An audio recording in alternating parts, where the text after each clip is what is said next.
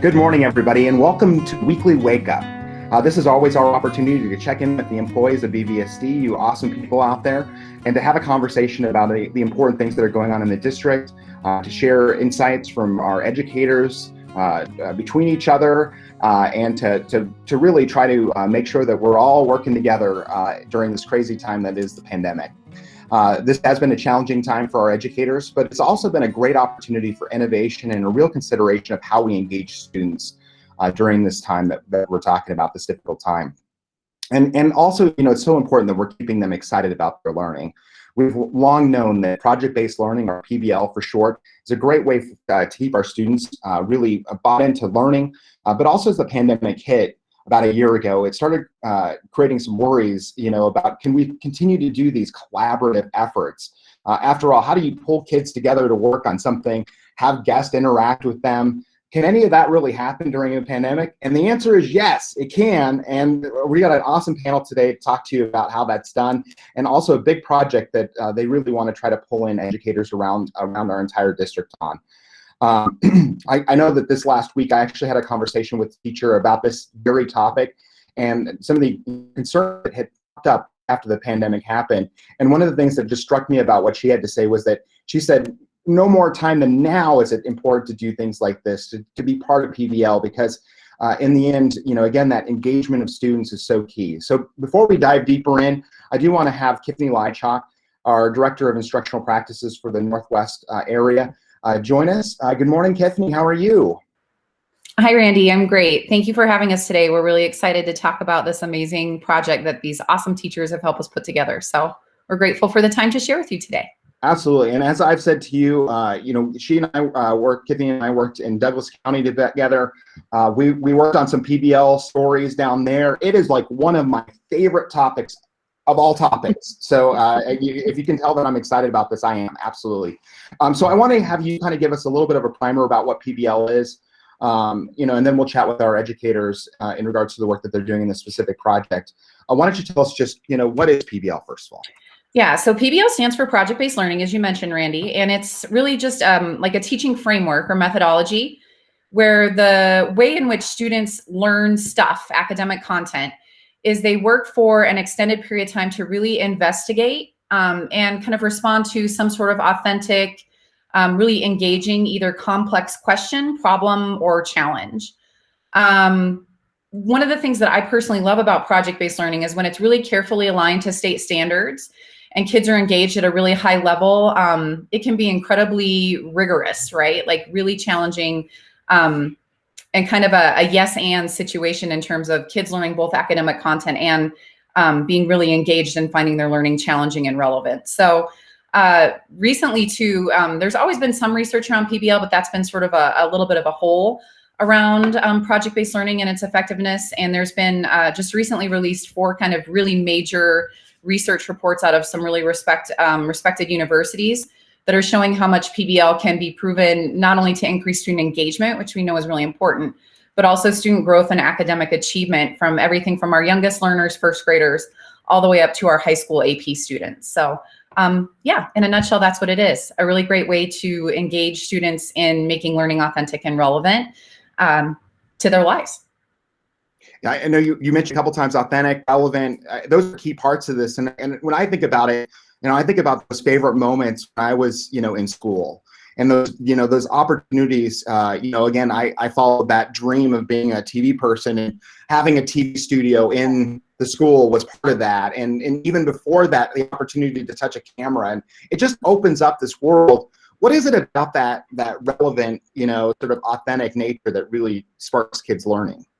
Yeah, I mean, at the core, that's what project-based learning is about, right? It's that tie into learning because it's authentic, right? So it's taking academic context, whether it's math or writing or social studies or, we have Michael here from Career Tech Education, which has always historically been project-based, right? But that tying that academic content to some kind of real world context. So whether that's leveraging current events, much like our PBL Perspectives project does, that we're going to tell you all about here in just a moment, or connecting to real world professions, Randy, like you mentioned, right? Having that opportunity to engage in future career paths or things that are authentically connected to the real world professions, careers, issues, etc.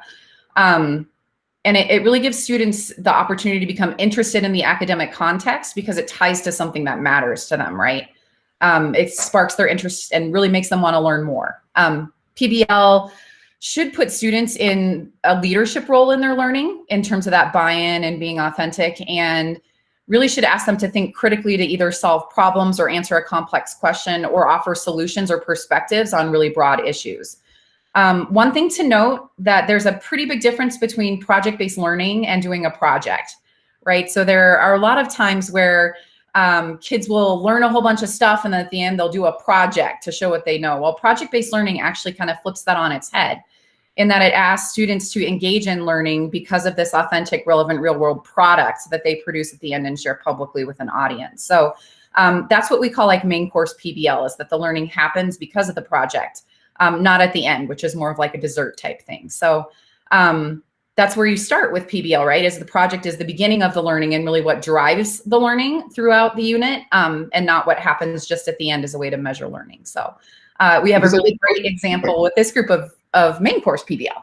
Sorry, go ahead. Well, I was just going to say, I mean, I think that's, again, another thought that we oftentimes have from our own childhood, from our own being a student, is the idea of, the project in which you are assigned to go against your better will, if you don't like the specific project, to go do a diorama or a poster board or something like that. And there was like no voice or choice in this. You didn't have a choice in the kind of thing, which again, like when I think about my kids being in the district and getting to do PBL, it's so fun to watch. Like they're oftentimes the one that come up at like what the issue is. And my other favorite thing about this too, I'll just say as a side note, is that especially when they're young and they're doing the driving question, is they have like a little thing, but anyway, it's cute. But you know what? Why they're learning it? First of all, like what the core value of it is, and then they're actually able to voice, oftentimes, not always, but often voice about like, well, I'm really interested in this element, and then they get to kind of come up with what that project might look like too. I mean, it's like choice throughout the whole thing, right? Right. Well, and the great thing about project-based learning is it does involve that student voice and choice, but it is so carefully planned on the backside by teachers as to how and when that happens, in order to really keep the learning targeted and focus on kids gaining the academic content and knowledge they need throughout the project. So, from a parent perspective, it's great to hear that you see that. And also knowing from a PBL practitioner standpoint, you have some really amazing teachers behind the scenes for your kids who are working to ensure that they have both and, right? Both the voice and choice to take the project in ways that engages them in inquiry and their interests, and also ensures that they're learning the academic content that they need to learn, by the end of the project. So that's really cool. I love that you said that too, because that is so key here. When you talk to teachers that do this, that do PBL work, it actually, that front-loaded work is significant, and we don't want to scare anybody here. But that actually kind of brings us to what we're going to talk about today, which is you guys are actually, you created I don't know how to explain this exactly, but it's this effort in which you're really trying to have folks throughout the district do a PBL project sort of together, and then to bring some sort of authentic product out to the public after this. Tell us about this. Yeah. So, and we'll, I'm excited to have our teachers who are on the panel share a lot. So I'll be kind of brief in this part, but the idea came from a working group that Dr. Messier will talk about here in just a little bit, from our working advisory groups, from the Phase 2+ working advisory groups this fall, just around this idea of how we could really get kids back engaged in doing some of that collaborative, authentic, supercharged learning. And so we thought about the idea of using the year of 2020 as a good basis for a project. When we talk about PBL being tied to authentic context and real world learning, we are certainly living through the middle of a period in time that we will all remember forever, and that will be written about and talked about for a long, long time. So in many ways right now, we are living historians and have a really unique opportunity to document what we see happening in the world around us. And that's where kind of the big idea of this project came from, is just to give students a chance to leverage different kinds of academic content in order to really share their perspectives and understand not only just their perspectives, but the perspectives of other people through this project. I mean, we all know that the year of 2020 and it's all of its, various events, the pandemic being, of course, one of the major one of those, have impacted different people in many different ways. So through the project, students are not only exploring their perspective and how they experienced 2020 and really some of 2021 up to this point, but also how did other people experience and how can they, think critically about what that means. And my last question before we open it up to the panel is really that idea that the dream is that this becomes something that both very apropos for this time period will be a virtual showcase, but also potentially some things that can be physical and, have people come out to maybe the new Ed Center or, some sort of a showcase if it's performance art or all those kind of things. Yeah. A key component of project-based learning is that the work that students make to demonstrate proficiency in their academic content and also in these broader life skills that PBL really promotes, is that they share their work in a public space with a public audience outside of the four walls of their classroom. So our two big ideas right now that we can say are happening for sure. We have some other things that are cooking, but we're kind of waiting to see what sort of things students produce in order to really define those a little bit further. But our virtual museum of student artifacts and student work documenting their perspectives of 2020 and also some sort of exhibition of learning next fall for student products that are more likely to be seen in a better way in person. So those might be things, from performances of songs or music or poetry or drama to presentations of learning, for example, that are more maybe research STEM math focused. Well, I cannot wait to hear from the whole panel on this. So let me go ahead and start introducing everybody. And my understanding is that we kind of call them the teacher design team. Is that right? Yes, this is our teacher design team for the PBL Perspectives project. Perfect. Okay, let's go around and introduce everybody. Allie Graham from Monarch K. Good morning. Good morning.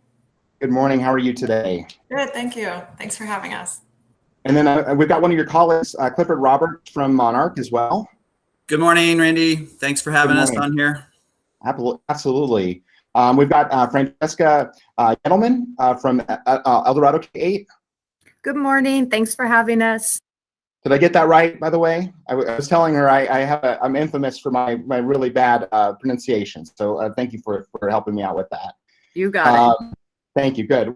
Michael Batista from Boulder Tech. Good morning. Good morning. Thank you for having us.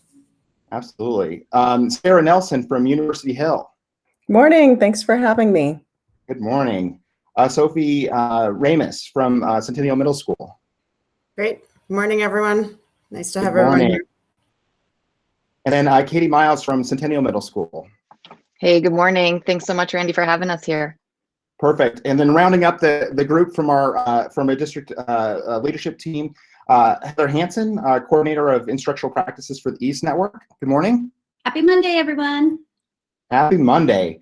We also have Jennifer Korb, who's our director of instructional practices for Southwest. Good morning. Good morning, everyone. And then finally, Sam Messier, our area superintendent serving the Northwest area, or Northwest area. I had it right first. Good morning, Sam. Good morning, BVSD. Woo, okay. Sam, I'm going to actually, while you got your microphone open there, I'm going to go right to you, which this idea really came out of the work that was going on in the fall. As we all remember, we were going into the school year and kind of ran aground a little bit about how are we going to open school. We went to remote learning for a little bit, and we pulled together an outstanding group of teachers and other employees, leaders, et cetera, to really have a conversation as part of the 2+ working advisory group. And this idea came out of there, is that right? That's absolutely right. Yeah. So if you remember back to that time, it was September, late August, September, and we didn't have any kids back in person at that point. And I think that we were all trying to figure out how to do, how do we make sure that we ensure a really strong education for these kids if they're remaining remote? How do we make sure that their transition back to in-person is smooth? Recognizing that some kids are going to remain remote because of health concerns. How do we really address that as an issue? And so the problem that we were trying to design for was to figure out how to ensure that every kid gets the benefits that are associated with in-person learning, wherever we are in terms of our phases with the pandemic, and whether they're choosing to be remote or in person or hybrid. So we brought together this group of teachers, and what do you know, when you bring a group of teachers together, you come up with really awesome ideas. So actually, Katie Miles and Michael Bautista were on that team that helped us think through this and generate some strong ideas. And one of the ideas that came out of that was for this project, for us to really, in fact, try to find that silver lining in the pandemic and create opportunities, not only to help engage kids during what's a really difficult time, but also to sort of build an image of what learning could be like as we move forward, something that really embraces our BBSD instructional model, that's innovative, that ensures challenging and relevant experiences for kids. So all of those things that we really dream about wanting for educational experiences for all kids. I think this is an example of what that can look like. And it's also a great opportunity to let kids share their own perspectives on how this is unfolded. So thank you to all of you teachers. You guys are amazing. I just want you guys to recognize that on top of teaching in a pandemic, these guys also did this. So let's just give them a huge shout out, please. That is awesome. We are not worthy. I think it's what William Garth used to say. I feel that way for sure. Before we go on, I want to make sure we kind of do a warm up where everybody gets an opportunity to talk. Before I do that, I want to just look to Katie and Michael. Anything that you guys want to say, man, anytime that you can have an idea and to see it come to fruition is kind of, I mean, I always get excited about that. Anything that you guys want to say about this project coming now, out to everybody? Well, I think it makes sense to when you have this kind of situation going on, and you've got the setup of online, that it's easier for students to talk to each other then, and they can visit to each other without having to be face to face, and it really gives them an opportunity to start talking about other things. And in this sense, with Kifney's leadership, it was the idea of trying to figure out how can we make this as relevant as possible to the students. And I think that we've achieved that. I don't know, Katie, what do you think? Yeah, I agree. I guess the only thing I would add is that this work, I think, is particularly important because it starts with the students, right? I mean, there are a lot of initiatives that we work really hard at, and they're all for kids. But in this case, we really got to put them at the center of the work. And I think that really stands out to me about this. So I love it. And I think that actually really leads to this first question perfectly, which is the idea that, again, we know that people are swamped. We know that people are, just have a ton on their plates right now, personally, at work, et cetera. I'm going to have everybody go around and just talk about why, in their mind, PBL at this moment, or, and it could be an example of what they've seen, et cetera, is so important, even during a time in which it's crazy like this in the pandemic, et cetera. Francesca, do you mind leading this off this morning? I can do that. I think, Randy, it goes back to what you started with about your own experience in school and the TV.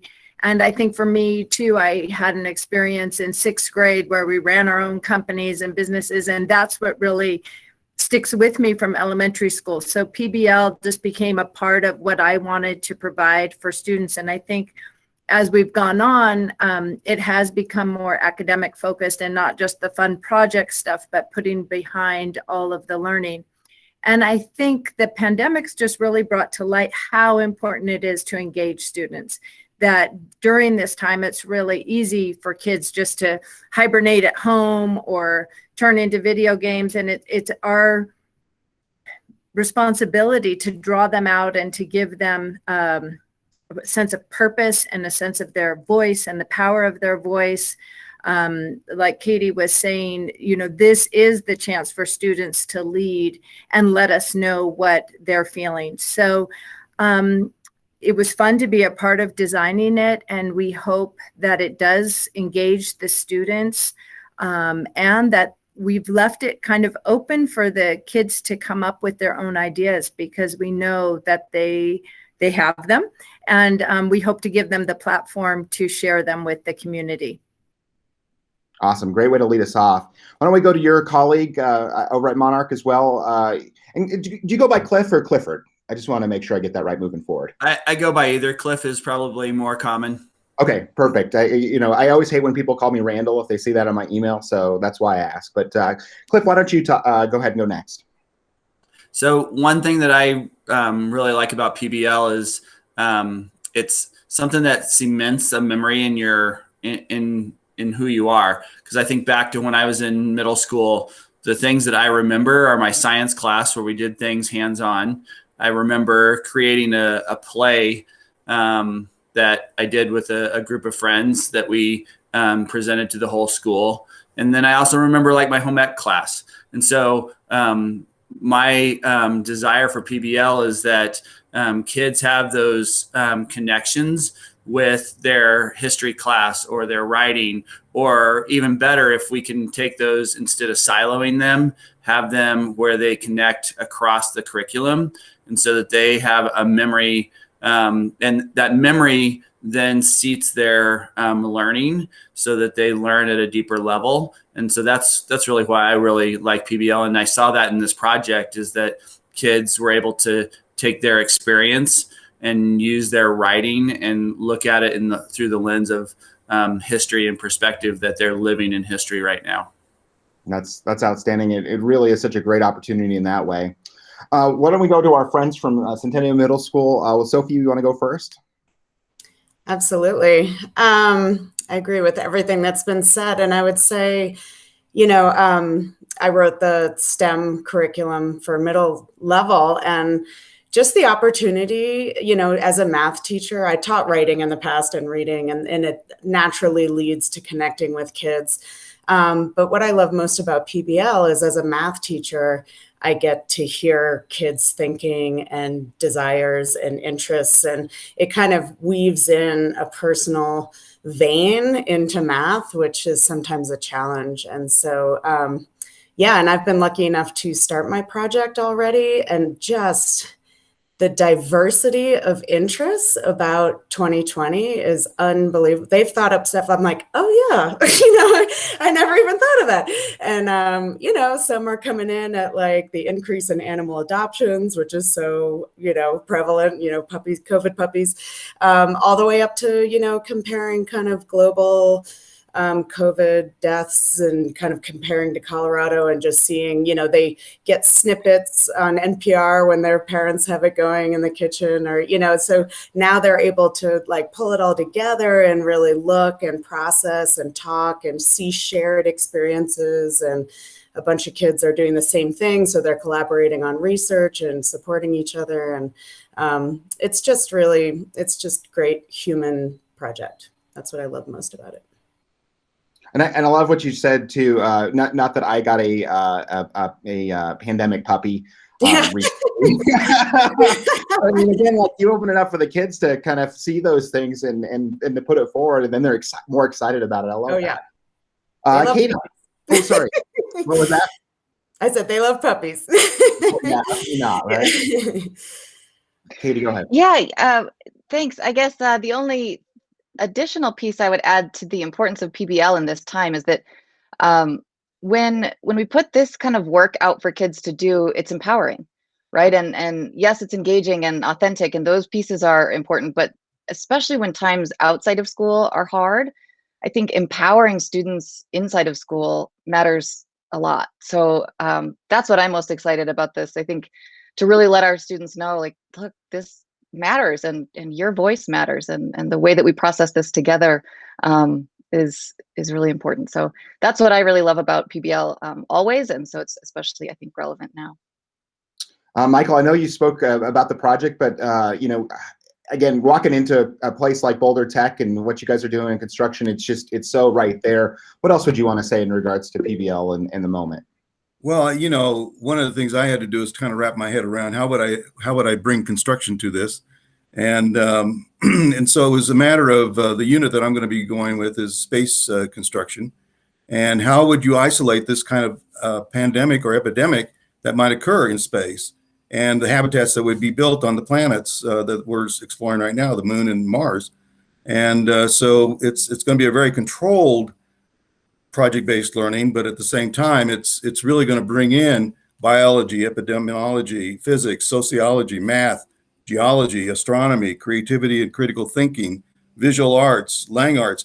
All of these things are placed in PBL because you have to do it.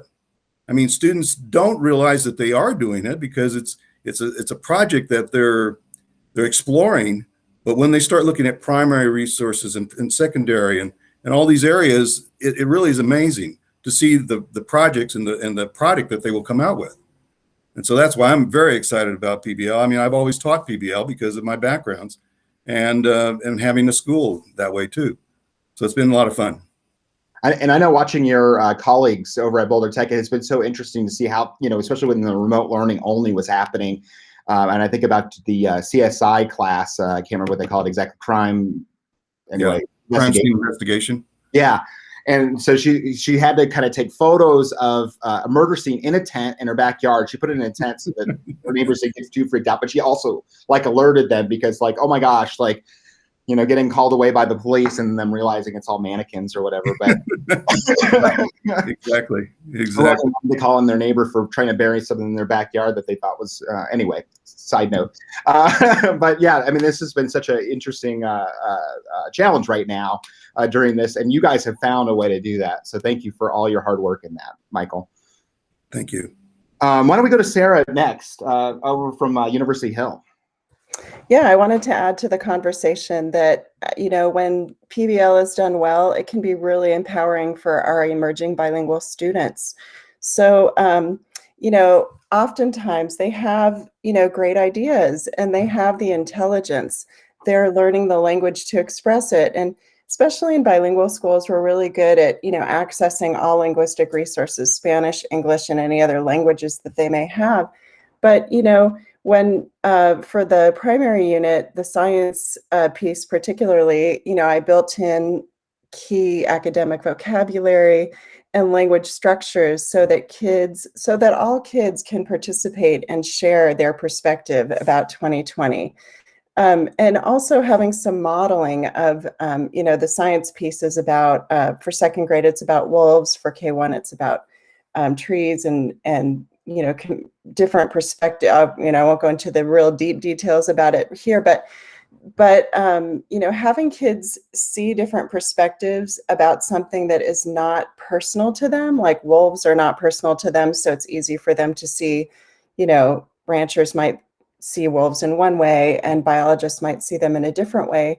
Then it can be really empowering for them to share their own perspectives about 2020 with the appropriate language support, so that they can fully participate and be excited to share what they know and their experiences in 2020.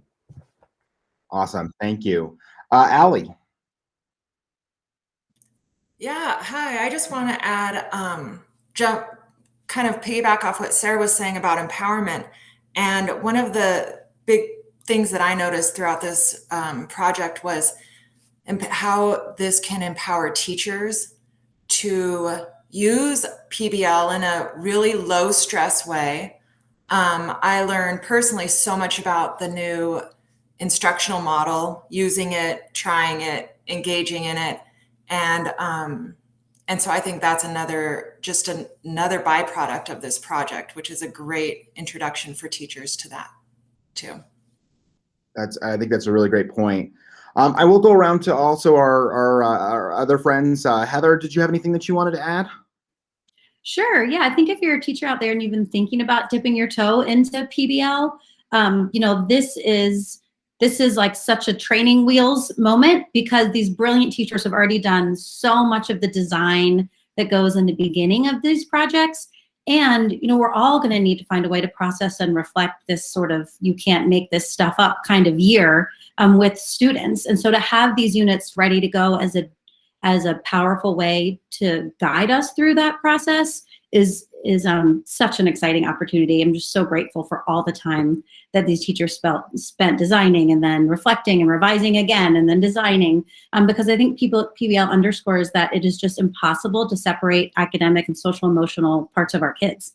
It's just, especially now, but always. And so PBL isn't an extension project for kids who are already engaged, who have already mastered content. It's this amazing lever to connect learning to students' lives so they feel like school matters and that they matter, and lessons aren't something that happen to them, but they're something they're part of. And so if you've been thinking about it, this is really set up as a wonderful like first step into trying it out. And that, I mean, isn't that the biggest hurdle that we hear about from students, is their inability to make the connection with the bigger world, you know, that they're learning this, you know, whatever, or math or whatever, and they're like just confused about how that will matter in their future. So I think that's such an important thing to mention. Jennifer, anything you want to add? I think the thing that I love about this project is the ability to tell your story. Every human likes to tell their story, no matter how old, how young, and especially in these times, being able to tell your story in your way is so empowering for kids and for adults. And so to Heather's point, if you're a teacher and you're wondering, how can I make relevance or sense as we end this crazy year? There is so much power in voicing how you feel and how this has impacted you as the teacher and as the student. So I love that this PBL Perspectives work has that already built in. And it's, to what Heather said, it's like a dip your toe in the water with PBL, but the outcome is allowing kids to tell their story. Thank you for that. Sam, anything you want to add? Just again, I've been so impressed with the work that these teachers are doing and with our instructional practices team, and really carving out the time to make this happen this year in what's been a really extraordinary year. I also want to put a plug in for, I Heard It From Sam, the podcast. So that episode is going to come out today, where I got to visit these folks and with these folks and talk about some of their projects. So really, really enjoyed that. And just super excited to see the student products that come out of this, and to read the story of 2020 once we're on the other side of this through the eyes of our students. I appreciate you mentioning that. If you guys have not tuned into Sam's podcast, it is outstanding. My favorite part about it is that she goes out to schools and actually has, I mean, she's playing my role. I might have to just give up the communication role here soon, because she's just so good at it. But she goes out and talks to teachers and really captures their story. They get to talk about the, you know, much like this show, you know, the goods and the bads and the everything in between. And it's so fun to hear. Oftentimes she's out in the classroom with the kids there, and the kids even talk sometimes. So again, I can't say enough. Please, please, please go and do that. We'll make sure that we share the URL here as well on that. I do want to actually, I'm going to come to Tiffany real quick. Anything that you want to add? And then also, my understanding is that not everybody is here today. Do you want to give a shout out to anybody that's not here? Yeah, we are missing one of our teachers from the elementary primary team, and that's Lauren Rubini from Whittier Elementary. So we do want to give a big shout out for Lauren, and thank her for her participation and hard work in the creation of these units. So she's the member of our team who was unable to be here, and also to Deb Hammock from Centaurus High School, who was part of our team originally and gave us some really great solid ideas around how this particular project might look at the high school social studies level. So to just those two teachers who are unable to join us this morning, but were very pivotal and helpful in making this happen. So thanks for that. And before we continue to go around in the circle of everything that we're talking about, can you guys see my screen okay, Tiffany? Yeah, yep. I do want to mention that, as always, we are taking questions from folks. If you have a question for this panel, just send it to bit.ly, that's bit.ly/BVSD-WakeUp. And I know that it's early to get up, but the benefit of getting up early is that you get to see things like this. This is this morning. Yesterday was a full moon, so it's kind of over, or I guess it was the day before that, but it's just a little overdue there, but in terms of full moon. But man, gorgeous morning this morning, so it's always good to get up for the wake up. I do want to get back to things that was mentioned, which I do love the idea that this is really good for bilinguals. And I think oftentimes when we think about doing these kind of projects, maybe the pause point might be, oh gosh, I've got to try to meet the needs of special education students in my classroom, or I might have, the other type of group. Does PBL just work in that thing, or do you have to do a lot of extra efforts in order to make it adapt to that? Or am I asking a dumb question as a non-educator? It would be fair to say as well. Anybody want to to chime in there? I will. You know, really, it can be done well, I think, you know, with all of our students. And the thing that makes me pretty excited about this Perspectives 2020 project too is that it's short term. I mean, you know, you could start and end the Perspectives 2020 primary level project in 2 weeks. And that's an amount of time that we can all manage, you know. And really, when I first started doing PBL with my emerging bilingual students, I have to admit, I was like, oh my gosh, I'm giving up my routines and the things that they need every day. And really, it wasn't giving up. It was doing something that was, you know, novel and different for them, and that that was highly engaging, and that they felt empowered to be part of. And you know, yes, you know, did we continue on with our guided reading, you know, after I suspended that for a week? Absolutely. And did we make sure that they have, you know, the pieces that I knew that they needed: daily writing and reading and speaking and listening, and you know, connection with each other, and the, you know, community support. So I think that I mean, I know that it can be done well with our emerging bilingual students, and not just in our bilingual schools, but in all of our schools. Has anybody had any experiences in, you know, that special education? Oh, Michael, you had something that you wanted to add. Yeah. Yeah, so I have several students that require some more attention, but what it really does help them to do is that they can glom onto any part of the project-based learning, and they many times they'll figure out workarounds as to what their challenge is, and it's really kind of cool to see them doing that and figuring out things, and especially if they have the tools already. So my project's going to last 6 weeks, and it's going to be where they're using the tools that they've already gained and learned. And so now it's going to be just a matter of the creativity and the critical thinking that they have to deal with, and also the reading aspect, because there's lots of reading, there's lots of writing, as well as designing, and also experimenting. So it's really kind of it's going to be a good project for them, and they'll enjoy it. Thanks for that. Tiffany, did you want to add in? Yes, because I think you asked a really important question, Randy, and that is something I think about a lot, and around it really has to, like, at its base, deal with equity, right? And that PBL kind of has had an equity problem in that it's been in private or charter schools, or in gifted and talented programs, right? Where these kind of projects typically used to happen for kids. And I feel pretty passionately that it's PBL for all. Part of the work that we did in this project was really think about the 3 equity levers that PBL Works uses in designing project-based learning. And that's knowledge of students. So project-based learning helps us all to really know our kids deeper and in better ways. Cognitive demand, so holding a high level of rigor and really asking kids to think deeply and critically. And then literacy, and really figuring out ways to use project-based learning to grow literacy skills in kids. So one of the things that I'm passionate about, not saying it's great for gifted and talented, right? It really takes that ceiling away from learning. And so there's tons of options for our kids for extensions who are in our gifted and talented programs. And it also provides those real authentic hooks into learning for students who may be struggling, for example, or who aren't engaged in learning for X, Y, or Z reasons. So I think it's really important to call that out, that part of what we need to really think deeply about in project-based learning or other methodologies like PBL is it's not just for the kids who need the extension, right, or the extra work, that it really should be for all, and that we have to really think about that carefully as a key lever for equity to getting our kids engaged and interested in school. So something that I'm kind of a little bit passionate about and thinking through my why of PBL, right?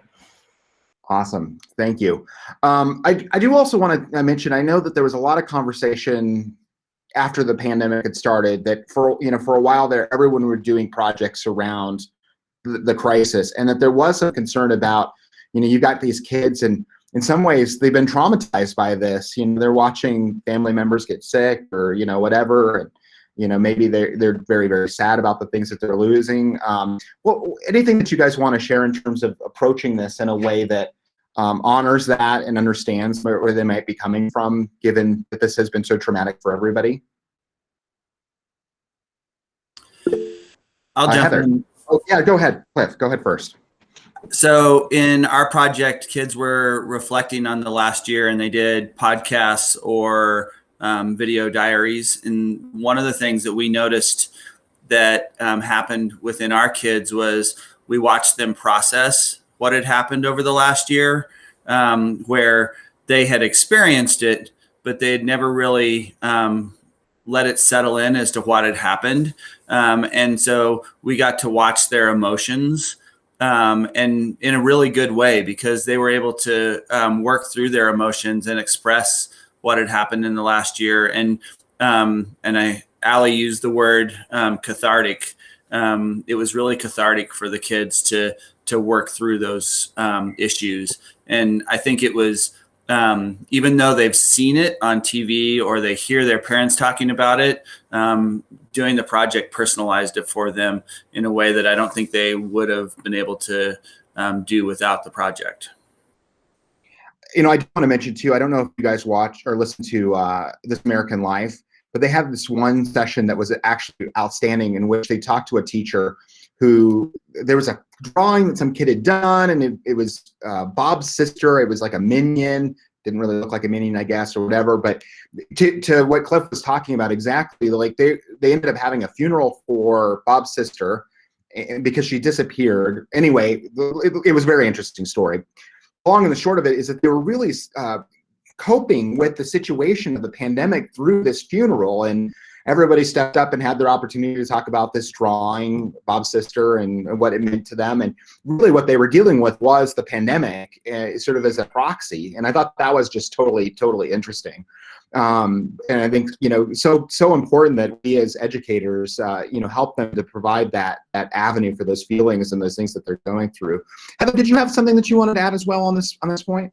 Oh, I was just gonna, Cliff said it beautifully. I was just gonna add that that's one of the reasons that the voice and the choice is so essential to PBL, because you're creating a space where students feel comfortable digging in, and really rolling up their sleeves is a lot to do with their personal choice of what is resonating with them within the context of the standards in the unit. And so I think it's a real valid concern about some kids coming back being disproportionately affected, whether it's through someone that they love, that they've lost. I mean, there's going to be a subset of kids that are affected in more trauma-based ways. And so to avoid that sort of triggering, but also create the safe space, the choice part of PBL does that so masterfully. It's so important to remember everybody's coming from these different perspectives, for sure. Why don't we go around? I think Tiffany had a good point that, you know, each of you guys has a slightly different project. I don't want to put words in your mouth, Tiffany, but it sounds like each unit can look a little bit different, and we can kind of go around, but why don't you introduce that element? Yeah, let's maybe start with somebody from our primary team, Sarah or Francesca, and talk about what the primary unit uses and includes. So K through 2 were the plans that were designed for our elementary primary level. I can share a little bit about the K through 2 program. So our main goal was to make it a baby step and to not make it a something else. And so we used the math curriculum and the literacy materials and the science curriculum that was already a part of what the primary teachers are responsible for, and then used it as a jumping off point for talking about the pandemic and giving the kids voice and choice. And so we hope it's pretty open. The first week is really exploring with the interactive read alouds and with the math unit and with the science, like Sarah spoke about earlier, talking about communication and different perspectives and feelings. And then the second week is giving the kids a chance to pick a way to present their perspective, and then also write or share it verbally and let the kids decide how they want to present their ideas. Sarah, do you want to add to anything? Sure. I totally agree with everything that Francesca said, and would add that we also set it up so that there are strands. There's the literacy strand, a math strand, and the science strand. So as a teacher, if you're thinking, you know, I want to try one of those, and, you know, maybe I feel like I'm a pretty confident math teacher, so I'm going to start with the math strand and lead to the project that way. Or if you want to try all three, you can try all three because they all lead to the same project in the end. It's really awesome. And there's a great cover sheet with that unit in the toolkit that explains what Sarah was talking about, the strands and how they could be integrated or done separately. So, and then one more, shout out to Lauren Rubini Toulouse from Whittier for her help and support with the math part of the primary unit. And then Cliff and Allie, you two were our designers from Monarch K-8 who designed our more intermediate grades project for 4th and 5th graders. So ours was designed for 4th and 5th grade. It really could be a 3 through 6th easily. And Cliff, go ahead and jump in, but our focus was in social studies and that idea of global impacts, events that have global impacts, lots of writing. And it really was on oral histories and telling your story, becoming that part of history, that oral history. And then at the end, the kids produced a audio, a podcast, or a video like Cliff explained before using WeVideo. And just really quick, that was also amazing because we could do it anywhere. Kids that were at home were able to access it. Kids that were at school were able to access it, collaborate, work together, share together. So that ended up being a great outcome of that too. Cliff? And one of the kind of ideas that caused us to go this route with our PBL was that we, in teaching social studies, we noticed that there was not a lot of primary source documents about things that the kids were researching. And so this gave our students an opportunity to create a primary source document about what was happening in the year 2020. And so that was kind of one of our ideas with that. But then really the fact that we, Allie mentioned it, there was a lot of writing in this and a lot of revising and editing with each other and collaborating together. Even though they were doing their own individual project, there was a lot of collaboration where the kids worked together to really refine their project. And we even talked about how whatever we're doing in life and projects, that our first attempt at something oftentimes is needing to be revised and made better. And so the kids really had the opportunity to go through and create a product that was really outstanding in the end, because of working through those issues and working collaboratively together. That word didn't come out well.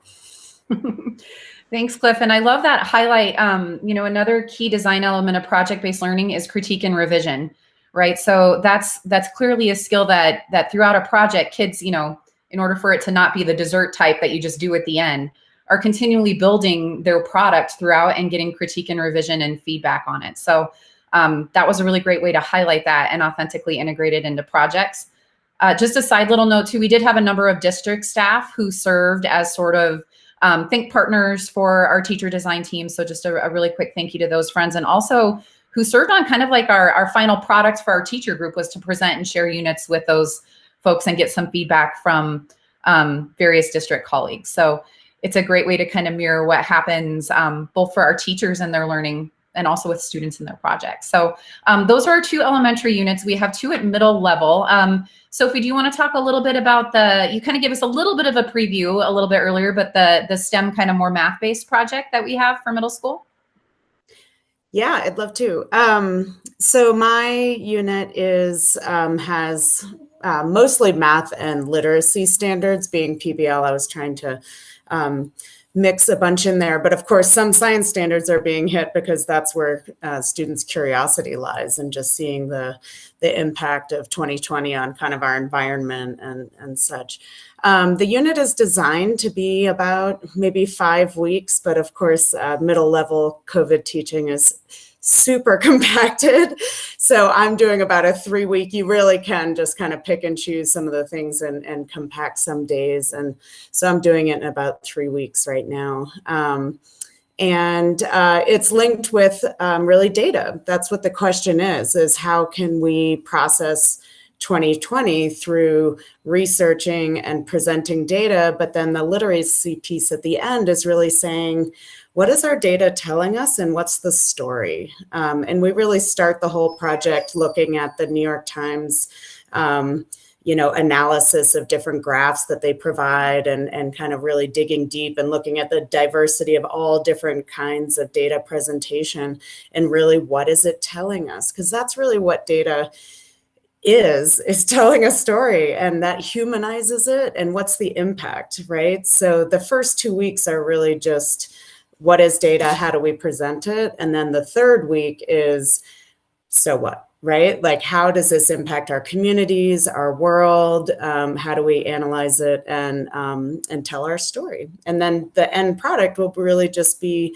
collectively, we've been talking about, like so many of these other teachers, we are now the historians, and we're writing the history of 2020, and it's going to be a collective kind of time capsule project at the end. And they're super into the idea that they are documenting this experience. And just to speak to, middle level, we have such a diversity of learners, and it's the first time I feel like I've really seen every kid in this project. You look out and you see a sea of avatars, and it's really hard, and kids are unmuting, and they're, getting in and jumping in with, oh, I like that idea, maybe I'll research that too. And I'm like, oh my gosh, I've never heard your voice before, So it's just really, really great. So thanks. Awesome. Thanks, Sophie. Katie, you're our other middle level teacher, and I love seeing your little one. I'm expecting, y'all just saw my husband come in, my dogs bark. This is just part of, pandemic teaching and learning. So we're grateful to see your little one on screen this morning. He just popped in. Yeah. Hi, Judy. What good timing. So the 8th grade language arts unit takes a slightly different angle. It's really focusing on information literacy. And so we're asking some questions about, how do people experience the same event differently? And so the first chunk of this roughly 3-week unit has students investigating things like filter bubbles and algorithms and echo chambers and trains, and thinking about how do we receive information, and how does the information that we get impact our actions. So then the second chunk asks students to take what they've learned about information and come up with a solution for how we can kind of disrupt our echo chambers and have a little bit more empathy around understanding the perspectives of others. This is my son. Thanks. Sorry. He is adorable, Katie. Adorable. Awesome. Thank you. And then Michael, you're our high school unit and example. You talked a little bit about yours. Anything else that we might learn about the high school example that's present? I think the idea of construction on another planet is just so cool and probably so interesting and engaging for your kids.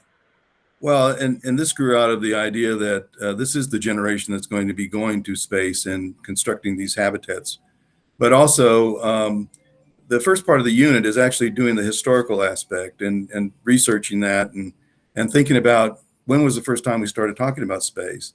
And you have a really good book of that you have Jules Verne, who talks about rocket ships and the story about it. And so having them read that and having them go through all the history of Sputnik and Gemini and all that area, so they get a good grounding to it.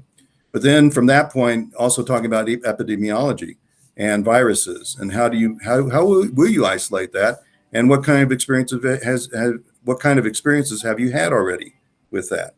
And so that way it makes it very personal to them. On top of that, then they will design their habitat, and during that period of time, we'll have a professor from Colorado School of Mines who will introduce Space Resource Center at Colorado School of Mines. Then we'll have a person from Texas A&M where they're actually developing a space construction program. And then at the end, we will actually have an astronaut who will look at their habitats, and then they'll talk about it. And so it's really trying to figure out a way to get these students to understand that this is going to be a niche. Right now, it's going to be a niche kind of field for them, and start thinking about it, because this is a way to get your foot into the door. And instead of training astronauts to be construction people, why not train the construction people to be the astronauts to go up there? You know, so it's really looking at it in a very holistic way. So that's what it is. Awesome. It is amazing to hear about all these units. And we did get a couple questions from folks this morning. One is the idea of, so obviously I think most of the idea here is that we have teachers that would be incorporating this into class. If that's not the case and a student wants to participate, is there a way for them to do that individually? Yes, there is. So, you know, this is a 100% optional opt-in type sort of project that we've created.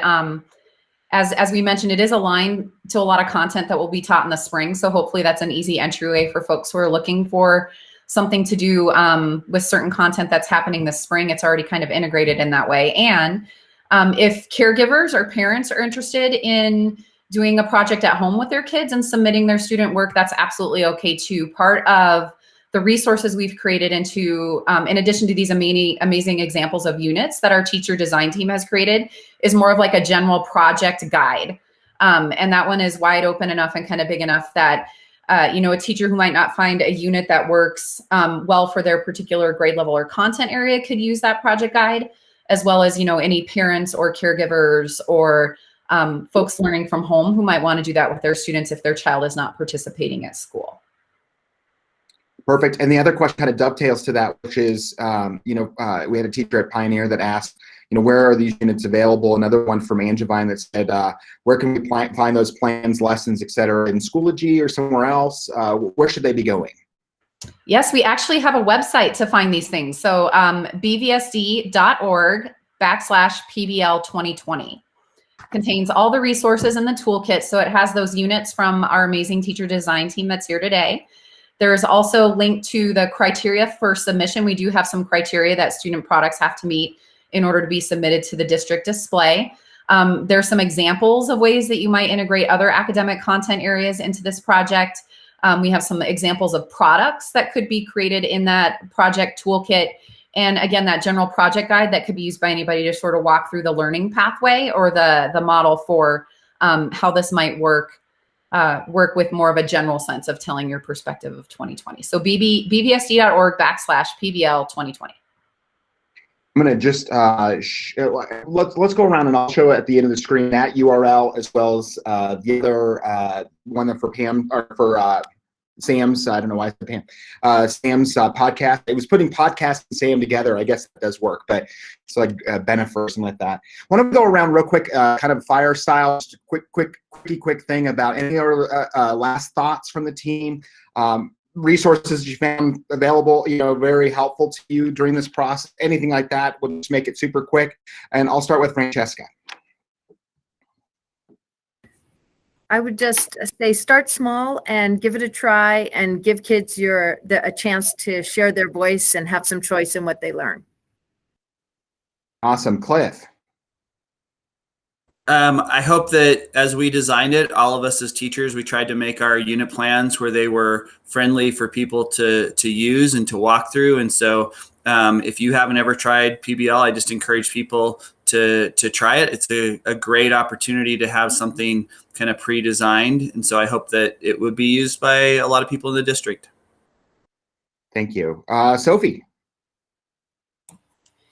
Yeah, I would just say the same thing. I mean, I've been doing PBL for a long time, and it can be a little like you look at it and it looks really, really big.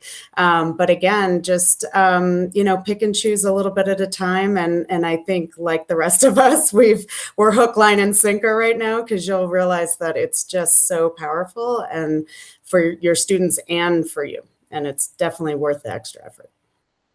Allie. I second what everybody else has said. And I want to say too that it's just such an opportunity for kids to share their perspective. And that doesn't happen often. And it's just an amazing project. Thank you for that. Sarah. I just wanted to make a quick plug for if you try the primary-based science strand, it is pandemic friendly. There's not, a lot of manipulatives that you need to clean at the end of the day. And all of the science is, it is something that families can do virtually if they want to participate and their, classroom teacher is not participating. It is friendly for teachers. If you look at the presentation, there's a slide right at the beginning that says, this is what you need to do for the first week, and you can just prep it all. And it's simple. And we have, links to resources like the International Wolf Center, for example, for the second grade unit, where they'll do for $25 a virtual class, teaching your class about wolves and building that kind of background knowledge to build perspectives. So give it a try. That's cool. Michael. Well, I've been teaching through PBL for my entire educational career. And to me, this is the only way to teach because you can bring everything together. It's not isolating any subject matter. And you can really get the students to understand and do those connections that are very important for them. It's been proven to me in the past with the different programs I've been with. And so I just think it's really the best way to do it. Thank you for that. We're going to round the horn and make sure we cover everybody. Jennifer Korb. I don't have anything new to add. Our teachers' amazing voices said exactly what I would say. They're definitely gems. Heather, anything you want to add? Sure, I'd just say go for it. Even if it's a little messy in the beginning, if even one student, like Sophie said, unmics for that first time, or you see them perk up, it will make every single bit worth it. And even if it's a little messy, students get that kind of messiness because their brains are working, and don't be afraid to go for it. Awesome. Podcast Sam, I'm going to try to get that to stick. I don't know that I will, but yeah. Yeah, no, just a huge shout out to all of our amazing educators that are on this call. Just really can't wait to see the results of what you guys have accomplished this year. Any last thoughts, Tiffany? Echoing Sam's thanks. I mean, this teacher design team worked really, really hard on top of teaching in the middle of a pandemic to provide these resources. I've been so inspired by them and have learned so much from them. So I'm just super grateful for their willingness to do this work and provide resources for the rest of the teachers in the district. Yeah, they're amazing. One other thing to add in the toolkit, the link to submit student work for those 2 public displays will be posted on March 29th. There's some information about that in the toolkit, but if you don't see that link right now, that's because it's coming. So once spring break rounds out, that will be the spot where people can submit their student products to be displayed in the museum, and also make them eligible for our exhibition in the fall. So we're excited to see these stories that our kids are going to tell. Thanks for having us, Randy. Oh my goodness, so excited to have you guys. I'm going to share my screen one last time just so we can cover the big, most important things. Tiffany, can everybody see this okay? Yep, totally can see it. You're right. I think this is right. bvsd.org/PBL2020. Yep, that's it. And it brings you to all the resources. It's outstanding, all the stuff that's on there. Additionally, I want to give that shout out to Sam's podcast, bvsdcolorado.podbean.com, or all of them. And she has one specifically this morning that's up there that we'll be sending out in the follow-up in regards to PBL work. Just amazing, outstanding work. I appreciate everybody that joined us on the panel today. Like I said before, I'm passionate about this. I could probably keep you guys all day long and continue to talk, but you have far more important things to do. So I want to thank you for your time today. I want to thank you all for joining us from BBSD land. We appreciate what you're doing out there. I hope that you have a great week. Take care now.